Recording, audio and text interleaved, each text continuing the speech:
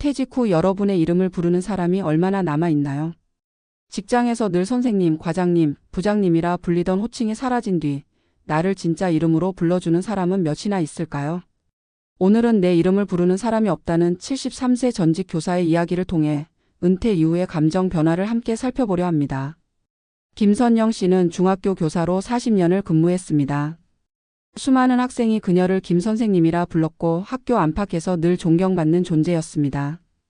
교무실 문을 열면 선생님, 이거 좀 봐주세요. 김 선생님, 내일 회의 자료 부탁드립니다. 라는 소리가 들렸고 교장실에서는 우리 김 선생님은 역시 믿음직하지라는 말이 이어졌습니다. 그러나 퇴직식이 끝난 그 다음날 그녀의 휴대전화는 하루 종일 울리지 않았습니다.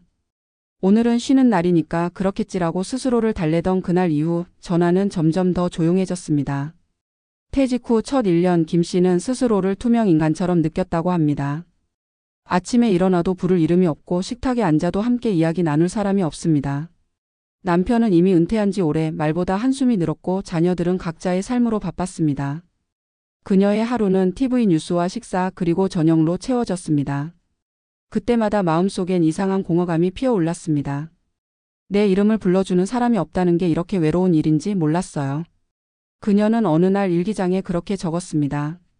이름을 불러주는 일은 단순한 호칭이 아니라 존재를 인정받는 순간이었음을 뒤늦게 깨달았다고 합니다.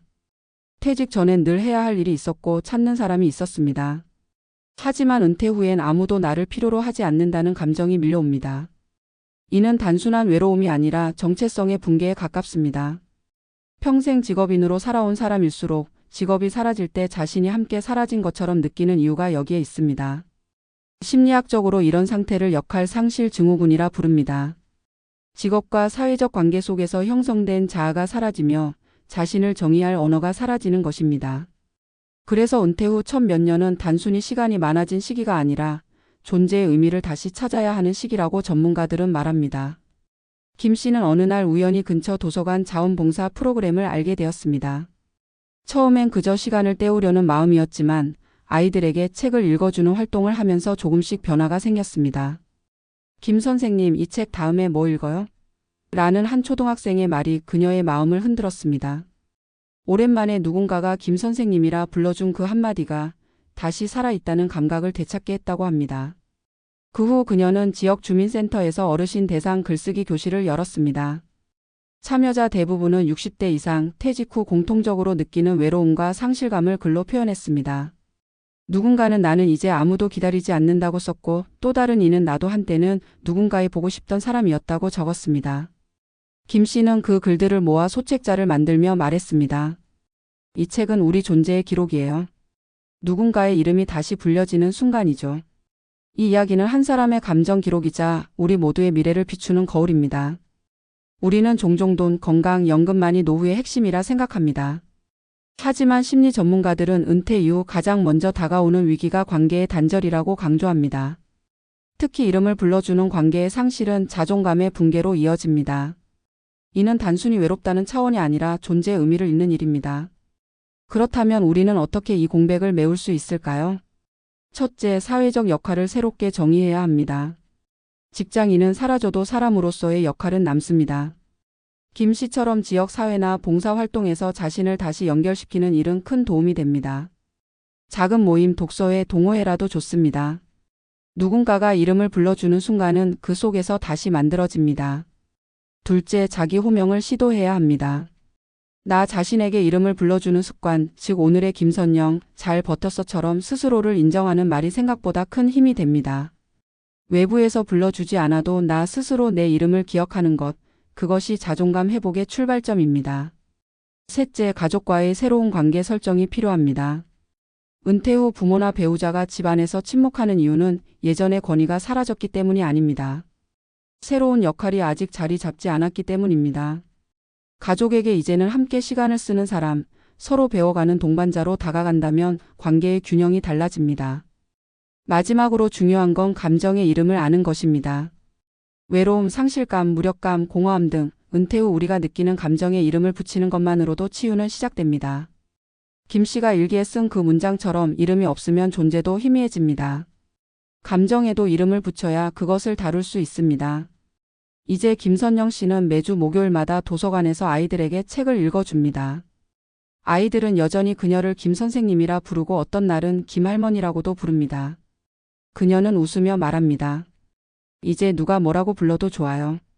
누군가가 나를 부른다는 그 자체가 행복이에요. 은퇴란 단순히 일을 그만두는 것이 아니라 불리던 이름이 바뀌는 과정입니다.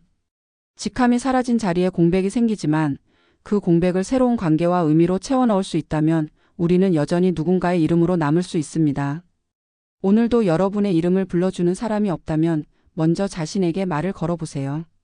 오늘도 잘했어. 그 한마디가 인생 2막의 첫 문장이 될지 모릅니다. 은퇴 후 이름을 불러주는 사람이 없다는 말은 단순한 외로움의 표현이 아니다. 그것은 자신이 사회 속에서 차지하던 자리가 사라졌다는 통보이며 존재의 이름표가 떨어져 나간다는 실감의 표현이다. 우리는 평생 누군가의 부름 속에서 살아왔다. 학생 때는 이름 썩 자가 교실에서 울려 퍼졌고 직장에서는 직책과 함께 호명되었다. 그러나 퇴직을 맞는 순간 그 모든 부름이 멈춘다. 문득 거울 속에 있는 자신이 낯설게 느껴지는 이유가 바로 여기에 있다. 이름을 불러주는 타인의 부재는 결국 자신을 확인해주는 거울이 사라졌다는 뜻이다. 김선영 씨가 느낀 상실감은 개인적인 것이 아니라 수많은 은퇴자들이 겪는 공통된 감정이다. 한동안은 그저 쉬는 시간이라고 생각하지만 어느 순간부터는 자신이 쓸모 없어졌다는 생각이 밀려온다. 일을 하지 않아도 살 수는 있지만 누군가에게 필요하지 않은 삶은 버텨내기 어렵다. 돈보다 중요한 것은 필요로 하는 관계라는 사실을 뒤늦게 깨닫게 된다. 은퇴 후 외로움의 본질은 사람의 수가 아니라 자신이 누군가의 기억 속에서 존재하지 않는다는 감정이다. 이름이 불리지 않으면 존재는 희미해지고 희미한 존재는 자신을 증명할 언어를 잃는다. 전문가들은 이 시기의 심리적 변화를 정체성 공백기라고 부른다. 한 사회심리학 연구에서는 은퇴 후 3년 이내에 가장 큰 감정 변화를 겪는다고 한다. 특히 교사, 공무원, 연구직 등 사회적 역할이 분명했던 직종일수록 그 충격은 크다. 김선영 씨처럼 수십 년 동안 선생님이라 불리며 존중받았던 사람에게 이름이 불리지 않는 현실은 사회적 사망처럼 느껴진다. 그래서 많은 이들이 퇴직 후에도 명함을 만들어 자신을 소개하려 하고 봉사단체나 모임에서라도 직책을 맡으려 하는 이유가 바로 이 심리에서 비롯된다.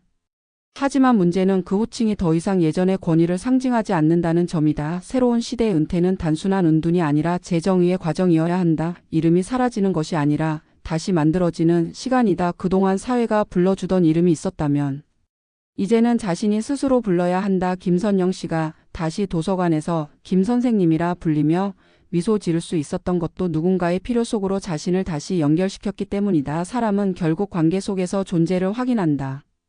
관계를 잊는다는 것은 단순히 사람을 잊는 게 아니라 나 자신을 잊는 일이다.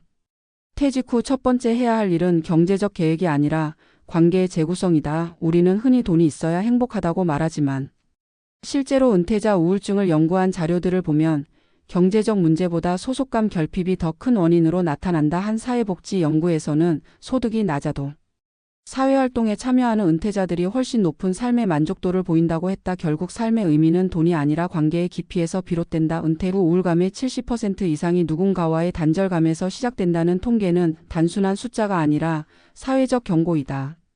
그렇다면 관계를 잃지 않기 위해서는 무엇이 필요할까? 첫째, 이름이 불릴 수 있는 장면을 만들어야 한다. 모임, 동아리, 봉사활동, 지역 커뮤니티 등에서 자신의 존재를 확인할 수 있는 기회를 찾아야 한다. 아무리 사소해 보여도 누구누구님 오셨네요 라는 인사 한마디가 마음의 온도를 바꾼다. 김선영 씨에게 초등학생이 건넨 김 선생님 다음엔 뭐 읽어요 라는 말이 그녀의 하루를 바꿨듯이 인간은 관계의 언어로 살아간다. 둘째, 관계를 유지하기 위해서는 스스로 먼저 손을 내밀어야 한다. 퇴직 후 많은 이들이 연락이 끊겼다고 말하지만 사실은 본인이 먼저 다가가는 법을 잊었기 때문이다. 직장에서의 인간관계는 업무로 연결되어 있었지만 은퇴 후의 관계는 순수한 관심과 정성으로 이어진다. 커피 한잔 하자는 말 한마디가 오래된 친구를 다시 불러올 수 있고 명절 인사 한 통이 잊힌 인연을 되살릴 수 있다. 관계는 관리가 아니라 순환이다. 먼저 부르면 돌아온다. 셋째, 가족 내에서도 역할을 새롭게 정의해야 한다. 가정 안에서의 권위는 직장에서의 연장선이 아니다. 배우자나 자녀에게 이제 내가 해야 할 역할은 무엇인가를 다시 묻는 과정이 필요하다. 한 가족 상담 전문가는 퇴직 후 갈등의 절반이 역할 혼란에서 비롯된다고 말한다. 아버지의 자리에서 내려오지 못한 사람은 남편이 되지 못하고 남편으로만 남은 사람은 아버지로서 존경받기 어렵다. 김선영 씨는 봉사활동을 시작한 후 가족과의 대화도 달라졌다고 했다. 엄마가 다시 웃으니까 우리도 좋다는 딸의 말이 그녀에게 또 하나의 이름을 만들어줬다. 웃는 엄마라는 이름이었다. 넷째, 스스로에게 이름을 붙여주는 연습이 필요하다. 오늘의 나 잘했다. 이 나이에도 의미 있는 하루를 살고 있다라는 자기 호명은 자존감을 지탱하는 심리적 기둥이다. 외부의 인정보다 강한 것은 자기 인정이다. 이름이 불리지 않아도 자신을 불러낼 수 있다면 존재는 다시 단단해진다. 자기 대화를 꾸준히 하는 사람일수록 우울감이 낮고 삶의 만족도가 높다는 연구 결과는 이를 뒷받침한다. 결국 인간은 타인의 부름으로 존재를 알지만 자기의 부름으로 존재를 지켜낸다. 다섯째, 감정의 이름을 정확히 알아야 한다. 은퇴 후의 불안이나 공허감은 막연한 감정으로 두면 커진다. 나는 지금 외롭다, 나는 쓸모없다고 느낀다라고 명확히 인식하는 순간부터 치유가 시작된다. 심리학에서는 이를 감정 라벨링이라 한다. 감정의 이름을 붙이면 감정이 나를 지배하지 못한다. 김선영 씨가 일기장에 내 이름을 부르는 사람이 없다고 썼던 것은 슬픔의 표현이 아니라 스스로를 구하는 첫 걸음이었다. 이름을 잃은 순간 자신을 다시 불러낸 것이다. 결국 은퇴란 사회적 이름이 사라지는 과정이지만 인생의 이름을 새로 짓는 시기이기도 하다. 우리는 더 이상 부장님이나 선생님이 아닐 수 있다. 그러나 이웃의 친구, 아이들의 멘토, 동네 도서관의 이야기꾼이 될 수 있다. 이름이 바뀐다는 것은 인생의 무게가 옮겨간다는 뜻이다. 누군가의 부름이 끝나야 또 다른 누군가의 부름이 시작된다.